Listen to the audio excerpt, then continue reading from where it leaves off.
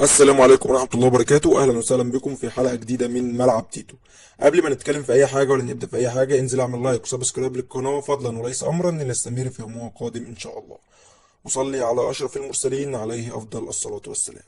لجنة الحكام تعلن إيقاف إبراهيم نور الدين لأجل غير مسمى بسبب اختراق التعليمات والقيام بتعليمات تلفزيونية غير مصرح بها للحكام. يغيب اللاعب التونسي محمد الضاوي كريستو لاعب النادي الأهلي عن الفريق لمدة شهر تقريبا بسبب انضمامه لقائمة منتخب بلاده التي تستعد للمشاركة في بطولة أفريقيا للناشئين، والمقرر إقامتها في مصر، وبالتالي يغيب اللاعب عن بعثة النادي الأهلي المسافرة إلى السودان لمواجهة الهلال السوداني في أولى مباريات الفريق في دور المجموعات من دوري أبطال أفريقيا. الأهلي يرصد 4 مليون يورو لضم موليكا مهاجم بشكتاش التركي.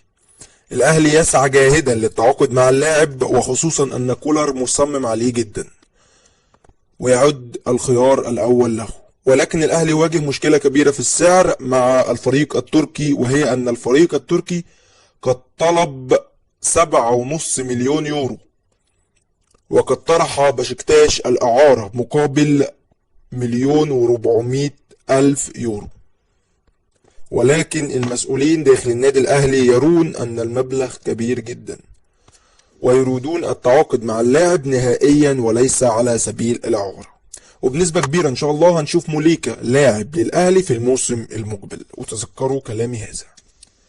رسميا محمود حمدي الونش مدافع نادي الزمالك ومنتخب مصر يتعافى من الإصابة ويعود مرة أخرى للتدريبات استعدادا لمواجهة الزمالك والمريخ السوداني في دور المجموعات من دوري أبطال أفريقيا المقرر لها الجمعة القادمة. حازم إمام عضو اتحاد الكرة يتواصل مع مسؤول الزمالك لحل أزمة قيد الصفقات الشتوية.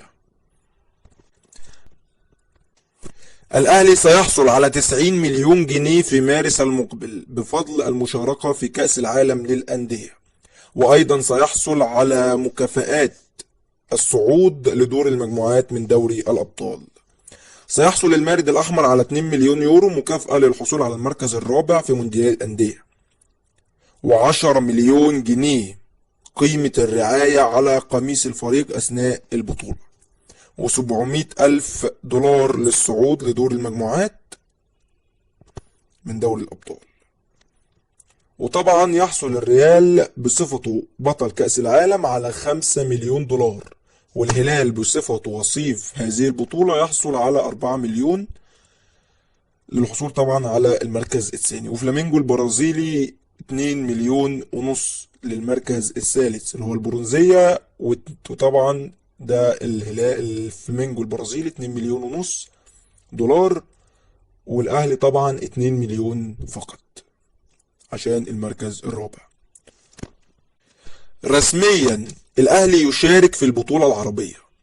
أعلن اتحاد الكرة المصري مشاركة النادي الأهلي بشكل رسمي في النسخة المقبلة من البطولة العربية المقرر إقامتها في المملكة العربية السعودية.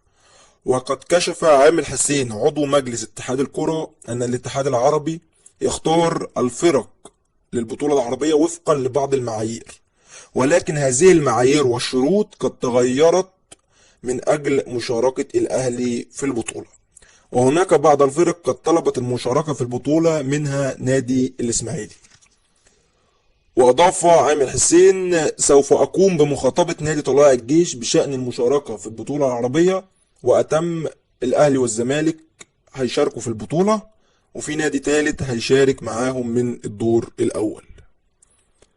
والمقرر أن تنطلق نهائيات هذه البطولة عقب نهاية الموسم الجاري في السعودية بمشاركة 16 فريق، وقد كانت آخر نسخة شارك فيها الأهلي من هذه البطولة عام 2018، وما شاركش في أي نسخة بعدها لانشغاله طبعا بالبطولات القارية المختلفة.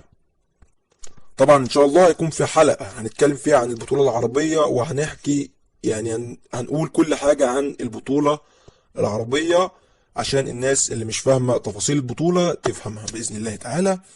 وبكده تكون انتهت حلقتنا النهاردة، وما تنساش اللايك والسبسكرايب اللي نستمر في مواقع قادم إن شاء الله. طبعا كانت حلقة النهاردة خفيفة، ولكن ما تنساش اللايك والسبسكرايب عشان يوصلك كل ما هو جديد بإذن الله تعالى فيما هو قادم.